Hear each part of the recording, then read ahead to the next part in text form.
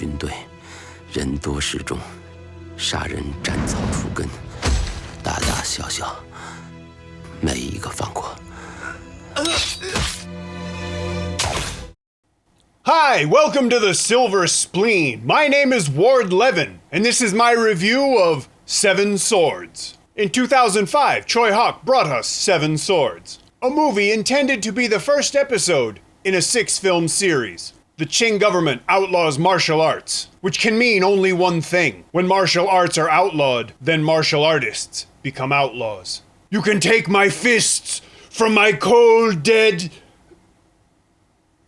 A warlord named Firewind, he eats a lot of spicy food, leads a roving gang of mercenaries across the land, killing everyone in their path. Martial artists, women, children. Hey, it's 300 silver pieces a head. It doesn't say the head has to be male or over 18 years old. His troops are frightening to behold, dressed as they are, in outfits that recall the Road Warrior, and wearing makeup that would frighten Phyllis Diller. Though not all of them are scary, to me anyway. In the path of these oncoming brutes lays a peaceful village, ripe for the plundering. What are the villagers to do? Well, since this movie is an homage to Seven Samurai, they go find some sword-wielding heroes to help them. Seven Swords was one of the first movies I got to see in the cinema after I moved to Hong Kong in 2005. Like all Choi Hawk movies, it looks really beautiful. I've always admired his use of color both as an aesthetic and as a thematic element. I also found myself noticing the composition a lot in this film, occasionally pausing or rewinding to look at something really interesting. I also enjoyed his usually rather frenetic approach to characterization. Sun Hung Lee plays Firewind with a psychosis that boils over several times. He's joyfully psychotic. His behavior wasn't always realistic, and maybe sometimes it might take me out of the movie, but he was always entertaining. So too is Chen Jiajia, a mohawked, made-up, predatory lesbian mercenary. She's not just evil, she's evil. The character and the portrayal are gleefully perverse.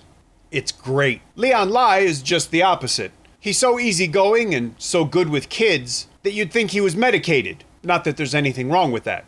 Besides, getting to spend quality time with Charlie Young probably helps his disposition. She was good in her role, if a little distant, but I think maybe that was the way the character was supposed to be. Zhang Jingchu played her role well, and she was convincing. That's all I can really ask for. It was nice to see Lau Ka-leung on a big screen again, and even as old as he was in 2005, he could still move really well. He plays the leader of the Seven Swords, in a role that shows off both his martial arts skills and his dramatic skills. Donnie Yen broods his way through his role, which is good because that way he does a lot more fighting than talking.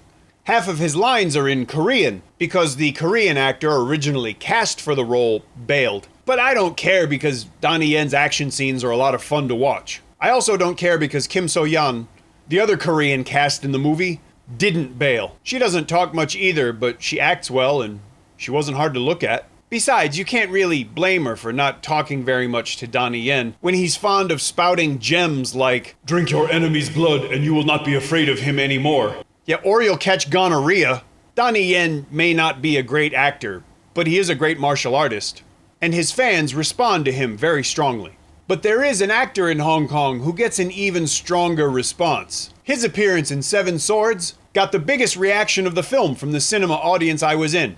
And I was at Broadway Cinematheque, which tends towards the wine and cheese crowd. They sip lattes and nosh biscotti in the bookstore attached to the cinema. It's called Kubrick. So there I am, sitting in this cinema, and all of a sudden, who shows up on the screen like some Chinese Dennis Hopper but Michael Wong? And guess what? She got a mustache! Michael Wong might not make a movie better, but he does make it a hell of a lot of fun, especially in a cinema. Speaking of fun, the ending of Seven Swords made me feel like a teenager again. The end of the film is a very obvious setup for what was supposed to have been the next movie. But for the first time in much too long, I found myself responding to that kind of thing positively. I liked these characters, and I liked the story, and I wanted to see it continue. Unfortunately, that wasn't to be. But at least the movie is still here, and I can definitely recommend that you see it if you haven't. I strongly recommend buying a disc, whether it's Blu-ray or DVD, because there's lots of extras for this film, and they're all worth watching. In the description, there's a link where you could buy this movie. If you enjoyed this review, please leave me a comment. If you didn't enjoy the review, leave me a comment. If you enjoy the channel and the reviews, please subscribe, because that way I'll have more subscribers. Thank you for watching.